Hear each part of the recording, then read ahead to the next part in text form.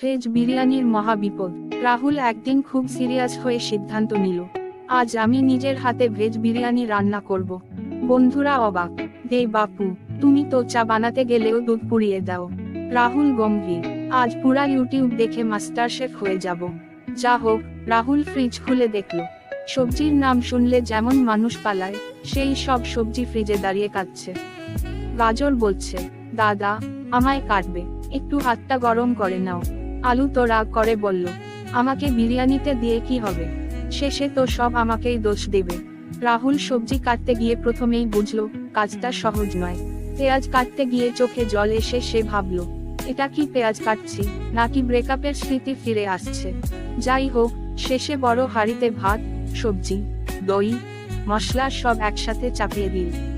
10 minute পর হঠাৎ গন্ধ বেরোতে শুরু করলো, কিন্তু সেটা বিরিয়ানির গন্ধ নয়, বরং সন্দেহজনক একটা কারা আমাকে বাঁচাও গন্ধ। বন্ধুরা এসে হাঁড়ির ঢাকনা খুলতেই ভাত আর সবজি যেন ঝগড়া করে আলাদা আলাদা হয়ে বসে আছে। একেবারে ডিভোর্স বিরিয়ানি। রাহুল গর্ব করে বলল, কেমন হয়েছে? বন্ধুরা চুপ করে একবার হাঁড়ির দিকে তাকালো, তারপর বলল, রাহুল, এটা ভেজ বিরিয়ানি না, এটা হলো ভেজ বিরিয়ানির আত্মা। শেষে সবাই ম্যাগি বানিয়ে খেল, আর রাহুল শপথ নিল, ভবিষ্যতে ভেজ বিরিয়ানি নয়, ইউটিউব দেখে রান্না নয়, চাই বানাবো, সেটাও কাউকে খাওয়াব না।